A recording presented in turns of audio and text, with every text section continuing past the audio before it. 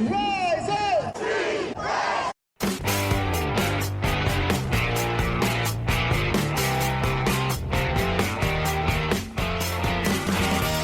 This is the Rise Up See Red podcast, all about the Arizona Cardinals and the NFL, featuring insider and outsider perspectives. Enjoy the best hour of Cardinals talk on the web. Now here are your hosts, Jess Root and Seth Cox.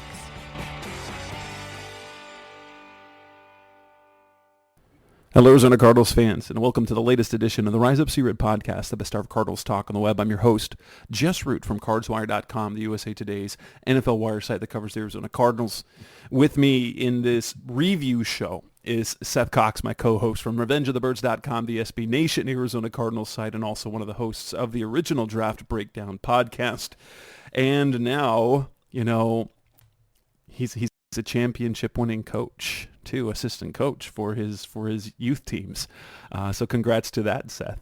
Yeah. I mean, that's the fun part, right? Just getting the kids out there, teach them how to play football and stuff like that. So, yeah, 3 years as a head coach and 3 championship games and 2-1 in the championship. So that's not good bad. Stuff. One year left, then I can retire forever. Absolutely. This is episode 497. We are almost at episode 500 after 10 and a half years of shows. And we are going to focus this episode on the Cardinals' loss to the San Francisco 49ers, a 45-29 defeat. They did not cover the spread, which was disappointing. I was hoping for I was hoping for that onside kick and a desperation touchdown to get it to the cover, but they didn't give that. They blew the over. Anyone, if you followed our props, Jake Moody, definitely got over 3.5 extra points. Laddering Connor's numbers is good. Christian McCaffrey's number also good. Yeah, it was pretty much if you had money on our props, you made money, but except for the spread. Yeah, and the big ones, like you said, the plus money bets with Prater field goals made, that hit in the first half, and then Moody extra points made, that hit in early in the third quarter, and then probably should have gone with McCaffrey. Like I went Purdy 2 touchdowns just to see if it would happen. Plus 4,500. Put $1 on it, win $45. Nothing to complain about. For me, it was James Conner. Like my game picks, I went 0 for 3 on all my underdog picks. I'm in a bit of a rut. I'm 2 and what am I now? 2 and 11 in my last 12 pick. 2 and 10 in my last 12 picks in the last 4 weeks.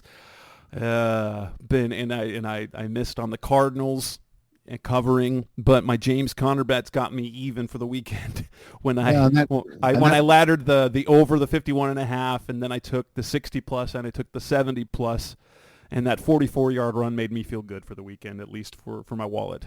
Yeah, and you look at it, we couldn't have, we talked a lot about Christian McCaffrey's over in his total yardage. I don't think either of us saw him leading the 49ers in receiving yardage in that game. You think about it, Purdy threw for 242 yards, and the receiving leader was Christian McCaffrey with 72. George Kittle had 54 on 2 catches. Debo had the targets for Debo and Ayuk were there. They didn't get the big plays that we were expecting. Debo did get 2 touchdowns, and that first touchdown that was absolutely uncut. I'm pretty sure Buddha made a mistake on that and got caught in the wash on that. But and then in the second one with Christian McCaffrey, the other wide open touchdown, you saw Jalen Thompson, lose his coverage in what looked like cover 3, and he didn't stay deep on that. No, that one was interesting because he was kind of damned if he did, damned if he didn't. But you always got to remember in that situation, you'd rather give up a long run or be able to come up and hit Brock Purdy than the 80,000-yard touchdown. Yeah. Purdy overthrows him. He leaps up, makes the catch, falls over, gets back up, and gets in the end zone untouched. That wasn't a very good play. But if you're talking about draft position, this was kind of what you wanted to see. You wanted to see the Cardinals play relatively well and lose the game. They didn't lose any. They didn't lose any standing with the draft. They're still a number 3. The Texans picked. The stupid Texans beating the Titans. I didn't know what the Titans were doing. They had a nice, comfortable lead, and they go and lose the game in overtime. And the Texans pick moved down to number 17.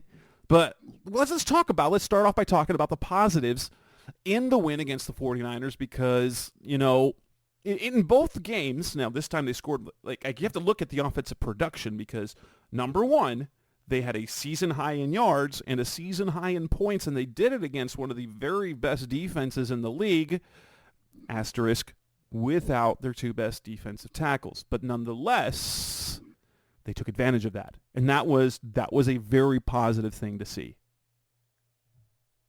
Yeah, and that was the thing, is we're finding positives and building blocks as the season continues, and I think that's the big thing. I mean, we looked at it. It wasn't the best game from Kyler Murray, and we'll get to that, but it was also a game where you look at it and he wasn't the reason they lost. He did a nice job. He missed a couple throws. The first pick I look at, and that's one of those situations where it's tough, because if the receivers are creating separation like they're supposed to, then Trey McBride's open, because and also if the receivers are creating separation on the cross, they have that throw and they have the first down. Easy. Right.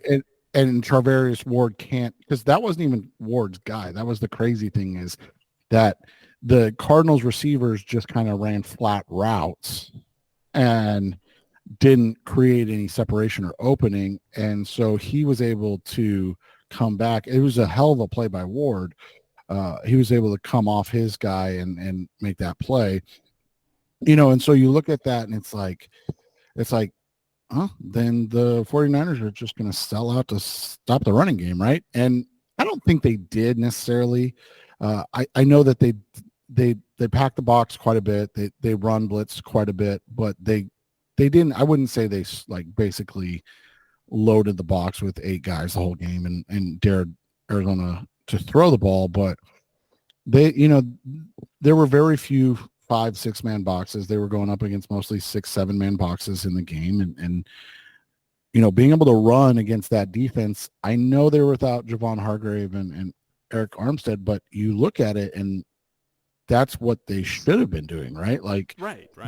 They're without their 2 star interior players. I mean, we can make as many jokes as we want about the Cardinals defensive line situation, but the 49ers, I mean, Hargrave and Armstead are probably better than every duo in the NFL, maybe outside of Philly, but Philly's hasn't been good lately. So maybe they're just the best duo in the, that's how good those guys are. So it's nothing, it's not the normal week where we're like, oh, well, these guys would start on. No, these guys would probably start everywhere in the NFL.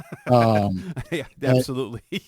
And so, to see them rise up and really dictate the game. And that's when you knew the Cardinals really had no chance at a comeback, right? I mean, let's just be honest. They basically said, hey, we're going to hold the ball for 34 minutes. And so this doesn't get out of hand. And, their defense just is awful. I mean, there's no other.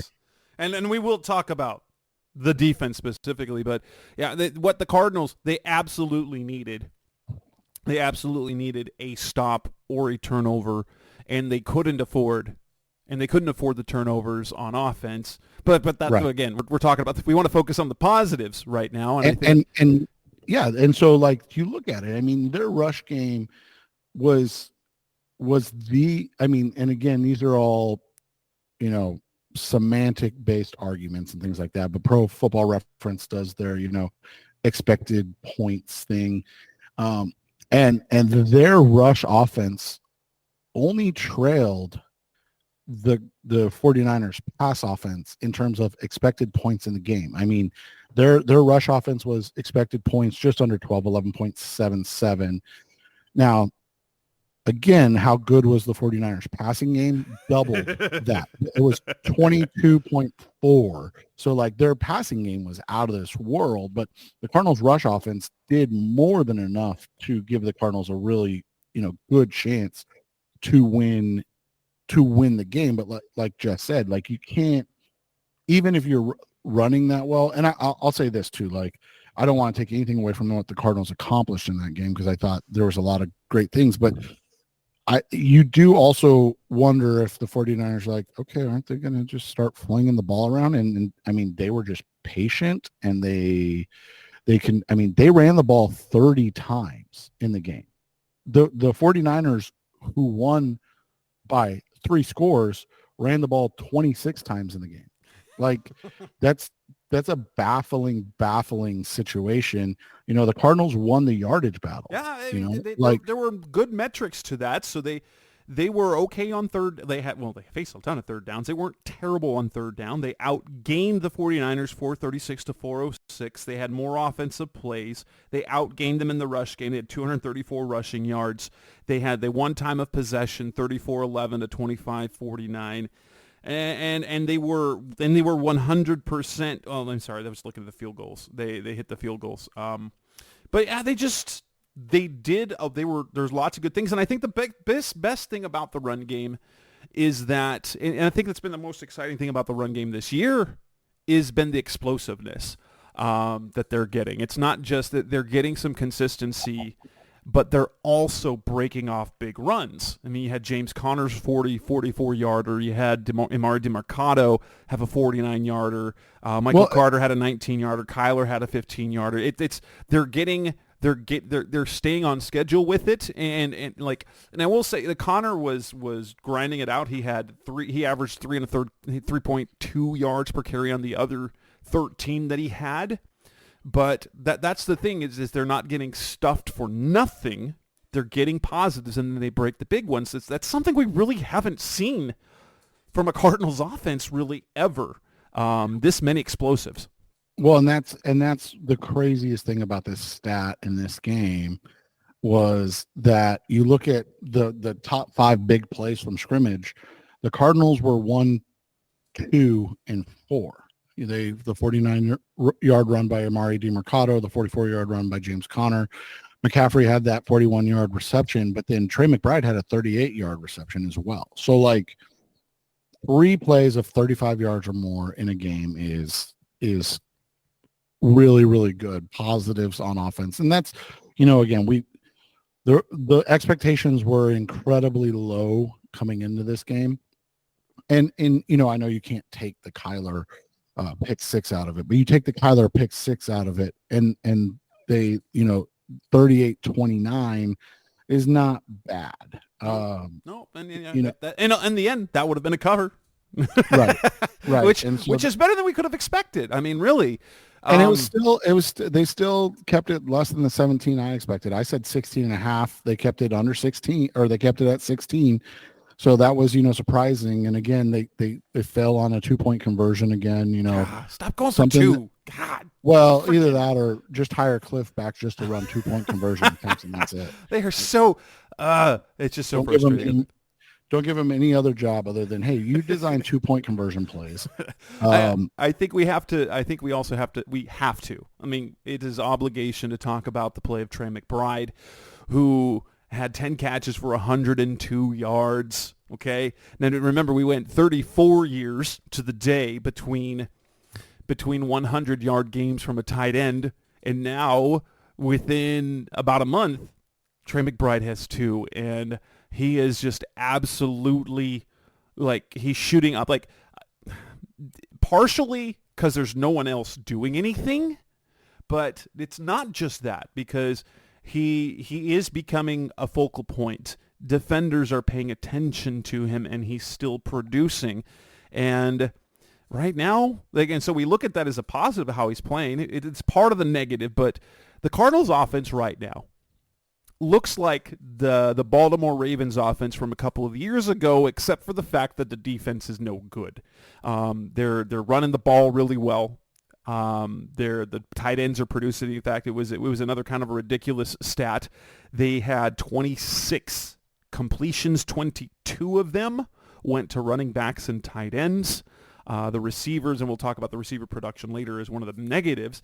But I mean, Trey McBride had a great game. Elijah Higgins, 4 catches for 44 yards. He had a touchdown, and a lot of that came after Jeff Swain left, and Jeff Swain had himself a nice lucky 26-yard pass when there's a throw to McBride. Yeah. He got interfered with, but then the ball bounced off of him and right into the hands of Swain. And so that went for 26 yards. And so they got big production. I mean, they ended up with 172 yards just from the tight ends. Yeah, and you look at it, and there's a lot that we can discuss, obviously, but and we'll get to the negatives shortly. But it's crazy to think that this is a offense built around running the ball, play action pass to the tight end game. And so then you look at certain things and you look at different situations and you say, there's a lot of positive to build on this. The offensive line isn't, great in pass protection, but they're starting to bully teams in the run game. They have a very diverse running group between the power of Connor, the patience of DeMercado, the electric.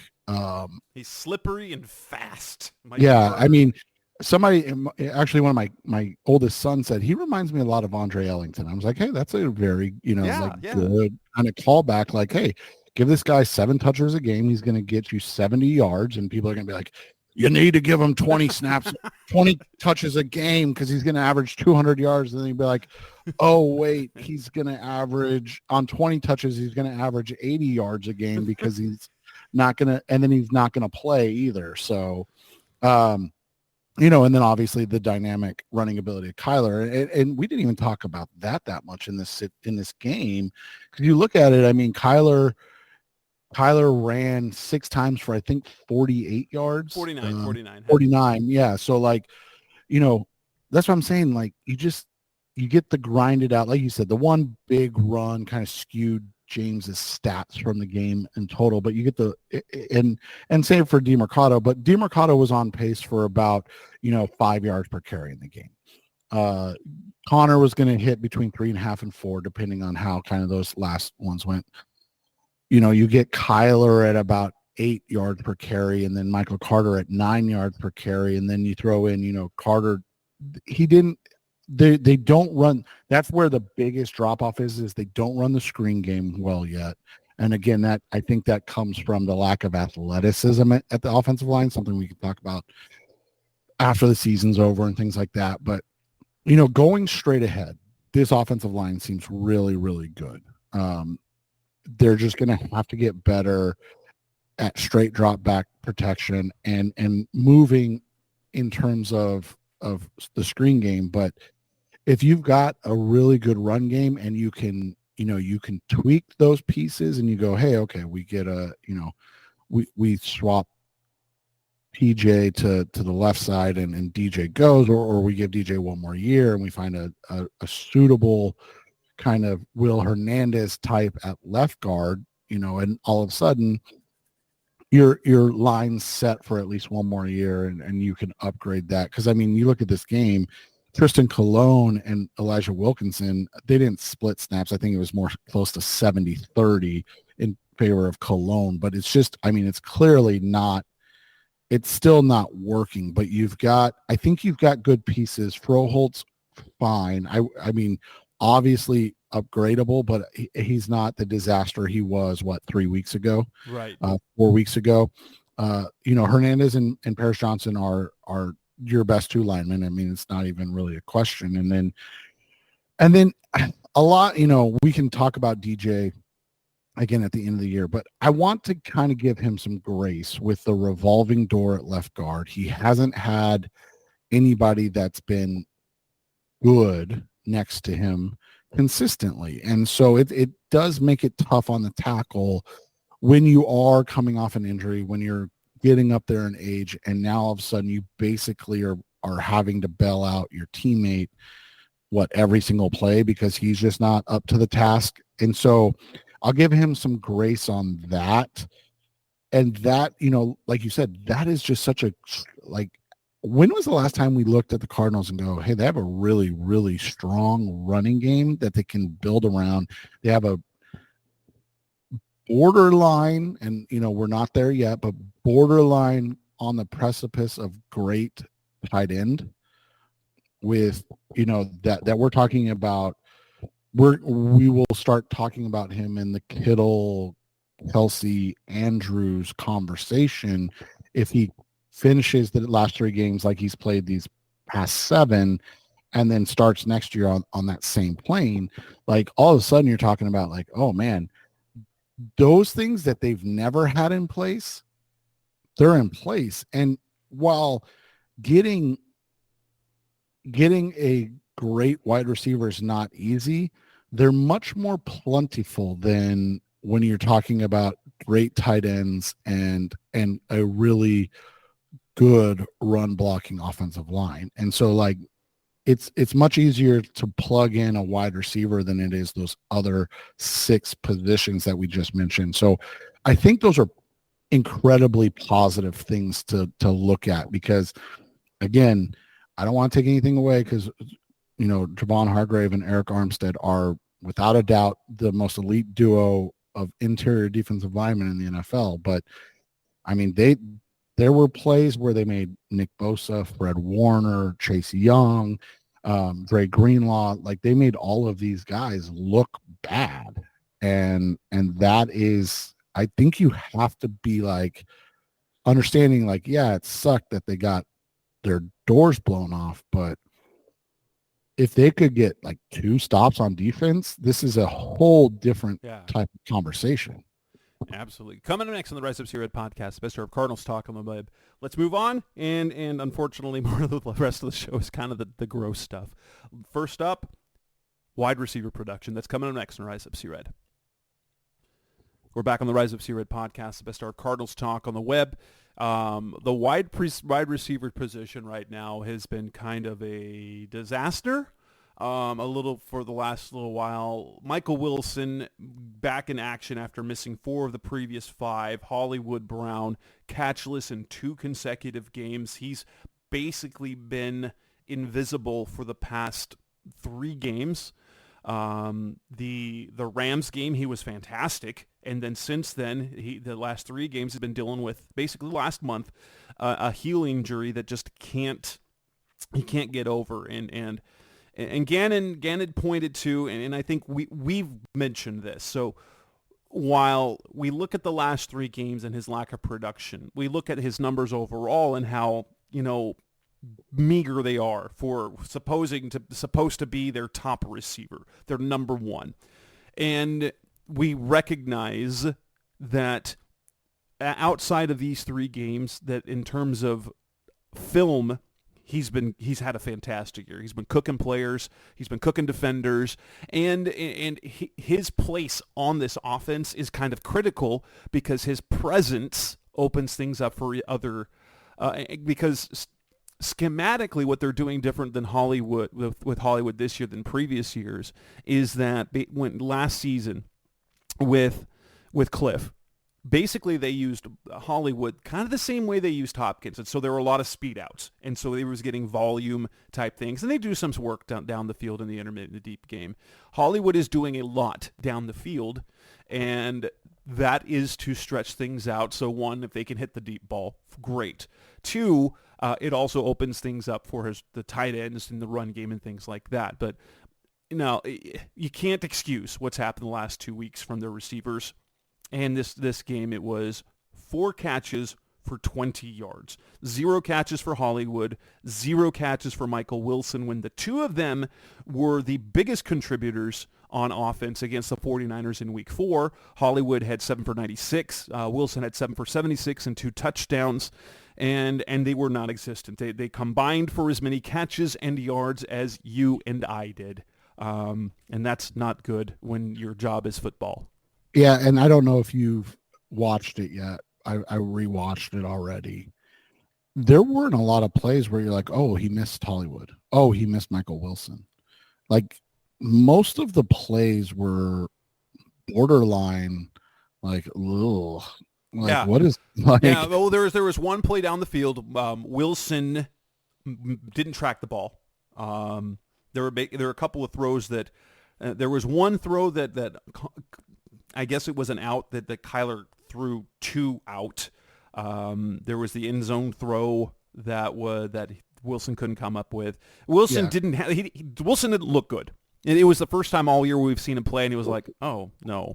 He didn't look good. But it was also his first game back after missing 3 in a row and 4 out of 5, and his shoulder was better. But and in fairness, and in kind of going back to what we were talking about, why the run game was open, why they didn't have loaded boxes, is because the 49ers knew going into that game, they looked at the tape from the first game and they saw Hollywood and Wilson beat them. And so they probably stayed more shell as a result of that, and said, well, I don't think they're like, if you look at that strategically, their defense isn't going to stop us. We're going to score points. And so if they just run the ball, they're not going to have enough possessions to outscore us. Right. And there was no doubt about that. And it was an interesting choice by the Cardinals. But I mean, at the end of the day, too, you have to look at it and you go, well, the reality is we're not going to stop them. So if we just play keep away, and again, you can't just go in and be like, well, you took the 10 points off of turnovers off the board, because that's part of the game. But that's a huge thing in that game. So we'll see how it worked out and everything. But it's difficult to watch this game and not see the not see the warts, right, and the issues, and the first one is clearly that they just don't have any playmakers at wide receiver, and it's tough because whether or not we're Greg Dortch fans, doesn't matter. He's at best probably a wide receiver 4, and there's nothing wrong with that. Those are very productive, long tenured wide receiver 4s in the NFL, right? He's just not a guy that definitely should not be your ex. Yeah. Nor should Zach Pascal.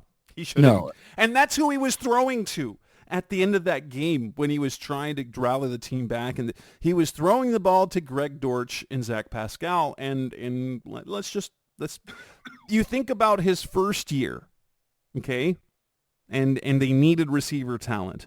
This is nowhere near that. That right there, when you take Hollywood out of the mix, and you're just saying your mix of receivers is a rookie, Michael Wilson, Rondale Moore, Greg Dortch, and Zach Pascal, and guess what? That is a garbage group of receivers. If you're trying to build a team, right? It is. It makes it tough, and that's just the reality, man. Like, it's just not a very good group of receivers. There's not a ton of talent. There's not a and Rondale is it's a bummer this year because I guess maybe Cliff knew what he was doing. Yeah, not put him in those situations. You're like, we're going to get the ball horizontally and hope he breaks things out. And it's just he's not doing much. And you saw the drop against Pittsburgh. He was great. He had those one big play the 2 big plays that didn't happen. He had the drop and then the touchdown that was called back. But it's just been few and far between from him when Hollywood's been banged up and Wilson's been out, you'd hope that Moore could do more. Right. No, but you're right. Like you were hoping that there would be more from him and that you would get something, from him consistently, and you just don't get it. And, it's tough, man. Like there's just not a whole lot to be excited about in that situation. And I mean, I guess the exciting thing is, like I said, it's a really, really good time to need a wide receiver, right? Like that's the overreaching positive about the whole situation. So you go from there, right? And then you look at the next thing and you go the defense and you go, well, where do we start? Yeah, let's do that next. Coming up next on the Rise Up Red podcast, the best hour of Cardinals talk on the web. Let's talk the defense overall, and in the last segment, we'll talk about the pass rush overall. That's coming up next on Rise Up Red. We're back on the Rise Up Red podcast, the best hour of Cardinals talk on the web. The defense is, we've got two segments about the defense overall. Let's talk about overall and close then in the final segment when we get to the pass rush specifically. But this defense, we knew it going in. There was just no way the Cardinals were going to have any chance of slowing this 49ers offense, which is honestly so multiple, so talented.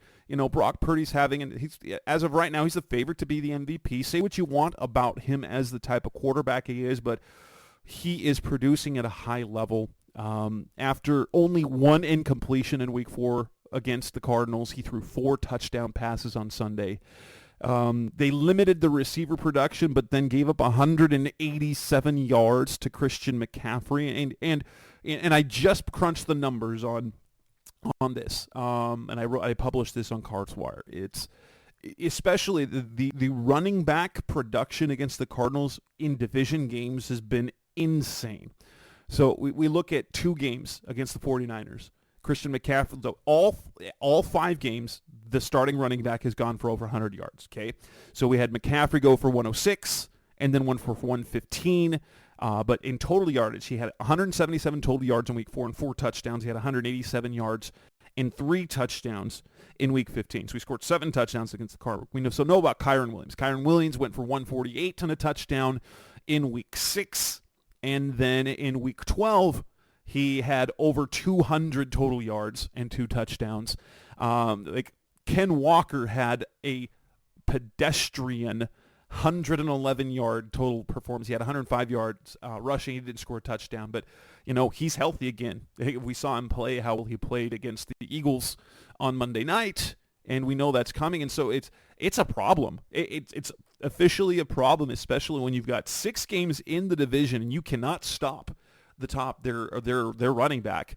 And so it comes down to an average in 5 games against the NFC West. Running backs are producing an average of 167.4 yards and 2 touchdowns per game. You're not winning games like that. No, you're not. No, you're not. And that's, that's just the reality of it. And you go to the defense and you go, and it's easy to say and it's easy to talk about every week, but you look at the defense and you go, okay, who are guys that you can keep? And the first name off the bat's obviously going to be Budda Baker and Jalen Thompson, right? Yep. But Kaiser White, they're good thing they have him on a 2-year deal. Yeah, Kaiser White. And then from there, you're like, okay, so let's just run through the defensive front snaps, right? Like we don't have to go through but like Josh Woods, he's whatever. Yeah, he could be here or not. Yeah, but if he's a starter again, you're expecting similar results, right? Like right. If he's in the role that he was at the beginning of the year, fantastic. Right. Jonathan Ledbetter, again, a guy that we've lauded on this show a dozen times about his ability as a rotational guy, but now he's up in the 70th percentile in snaps played. If he's your third best defensive tackle, you like that defensive line room, right? Dante Still's a guy we both like. We think he's going to be good. Probably playing too much right now, but he gives them something that they don't have, and that's an interior pass rush.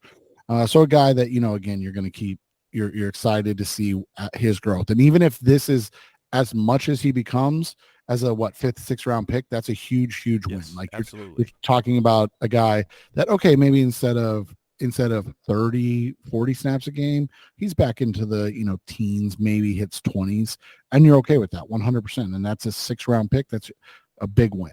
Roy Lopez, again, a guy that nice story, local kid. If he's playing, if he's playing 30, 40 snaps a game, it's a bad situation. Not anything wrong with him personally, just again, a 6th round pick that's bounced around the NFL. He's playing a lot more than he needs to. And when Roy Lopez is playing 500 plus snaps in a season, guess what tends to follow? You have a bad defense. Like it's he's a fine NFL player. 100%. There's nothing wrong with having him on your team. He just needs to be 4th or 5th defensive tackle that you're playing. And then so now so those are the guys that are playing a lot. And now we're getting to a guy like Kevin Strong. Again, another guy that not a bad NFL player. It's no coincidence that he's bounced around a lot, and it's no coincidence that he's played his career high in snaps. And by the way, if you go through all the defenses he's played for, he's never really played for a good defense. And again, it's not a shot at Kevin Strong, but like when he's getting high level of snaps, especially the last 2 years, over 300 with the Tennessee Titans, and then now over 400 with the Arizona Cardinals, you're not surprised to see that, and then we get kind of to the bottom. You got, Naquan Jones, again, fine guy, probably doesn't even be getting a lot of snaps. And then you look at the outside backers, and it's the same thing, right? Victor Dimukeji's come back down to earth. Jesse Luketa, special teams guy. He's a roster glue guy. He's a good guy, but playing much on defense. Yeah, BJ Ojolari really has kind of hit that rookie wall. Yeah, he's the one guy you're like, okay, yeah, he's talented, right? And but not unexpected that he played he's played in every game. He's at 300 snaps, and I know people will be like, well, that's not very many, but like he didn't play hardly at all to start the year. Right. And so like his snaps have revved up so much you look at the last 5 games, 37 snaps, 2 sacks, 35 snaps, 1 sack. And then his production kind of just like tanks, and it's not a shock. Like you start to play a lot, you're young, you hit that wall. There's a reason they call it the rookie wall for a reason. I mean, like, and then, guys we like, Zaven Collins, he's not a pass rush guy. Dennis Gardeck, he's a pass rush only type of guy, right? And then the problem is, as we'll get to, they're not getting sacks. Right. And so you're playing these guys, and, Zaven Collins, pretty good guy against the run. Not bad. So what do teams do when he's in? Okay, we'll throw the ball. You look at Dennis Gardeck, and I'm not like making this up. You look at Dennis Gardeck. What do teams do when he's in? Oh, hey, we're gonna run the ball at him. Like, and so that's the thing, is like when you have to play players like a Gardeck or a Collins in situations that they're not strong in, these are the results. And so, you just look at it. It's unfortunate. We knew it was going to be tough, and it's probably a 3-year kind of rebuild. Because like you said, outside of the safeties and Kaiser White, I think you're happy with Garrett Williams' growth, but it's not like you're expecting him to be, your corner one. And then Antonio Hamilton is very replaceable. He's nice, but very replaceable. And then you can start Thomas, Keitrell Clark. Those are all guys that give you hope. But should you bring in should you either draft or sign a legitimate, like, no, he's a starter kind of guy? Abso-freaking-lutely next offseason. Right. And that's where they're at. And that's just, I mean. Well, and honestly, you know what the problem is with the corners is Marco Wilson has failed spectacularly this year. Yeah, I mean, there's no doubt about that, right? If Marco is playing at a respectable level, then their cornerback situation, you don't feel like, but we're at the point now, Marco's gone because, you know, he was playing a lot early on. He was their main number one guy, and there's enough mistakes, and he's only playing special teams now as a 4th round pick. With his athleticism, there's nothing wrong. There's nothing wrong with him being a special teams guy. But when you were counting on him to be your number one, he was the guy in line to follow Patrick Peterson and Byron Murphy to be their number one. And his inconsistent play finally played himself completely out of the rotation. And we know he's not going to be back next year. Especially he's going to be due a big, like, not a massive, but he'll be due a nice bump in salary up to about $2.7 million because of the playing time that he's got for the first 3 years of his career. But you feel a little hope and optimism for the cornerback position. And if you look at the game that they had, the corners didn't play poorly. Now, that was the thing. We've seen games where the corners are like, ew. Against San Francisco, they didn't play poorly, but again, it's not like they were tested much because it was all Christian McCaffrey. Right, and that makes it difficult, you know, and you can't get overly upset about it either, right? Because it is the best player in the NFL and the guy that probably deserves to win the MVP over anybody else. And so from that, you know, you just kind of look at it and you just see that this team just lacks talent, and you wonder, okay, how and where do they go from here, and how does it all kind of play out? And you know, right now it's not playing out well.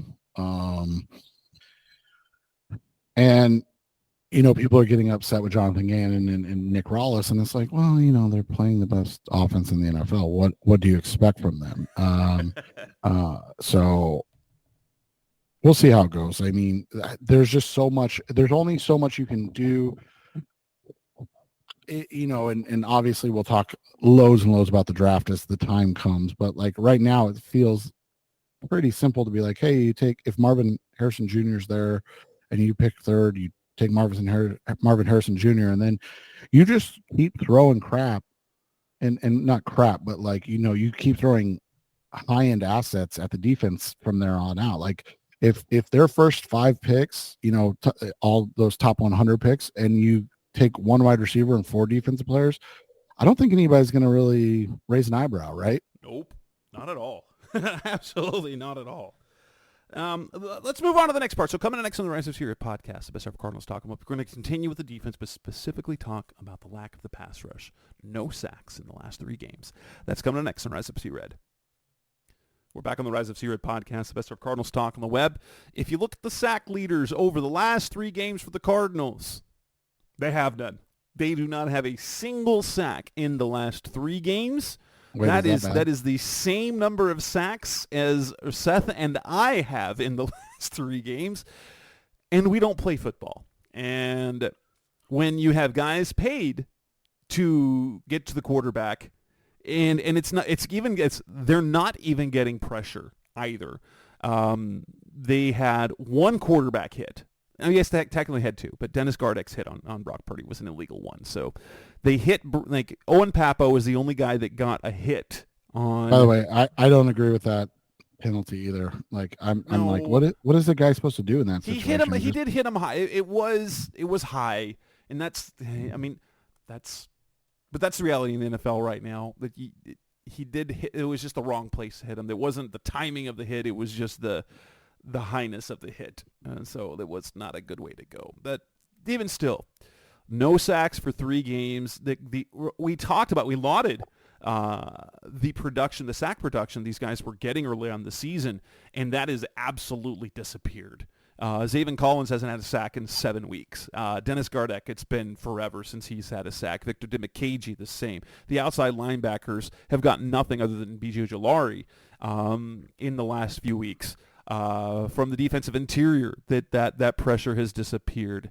And then, like, even before that, it was they got Jalen Thompson had a sack and things like that. And so they're at, and that's honestly, I mean, what can you do? What can you do when you can't generate a pass rush? And I don't know.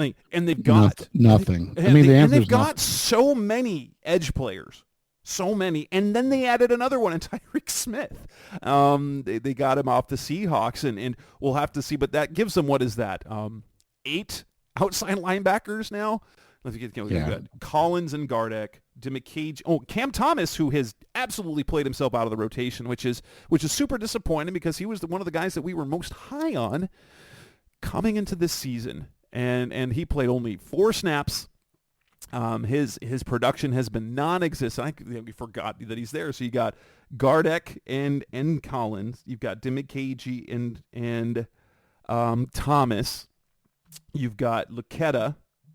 You've got Ojulari, and I guess that brings you 6. So you got 6 plus now you've got a 7th outside linebacker in Tyreek Smith.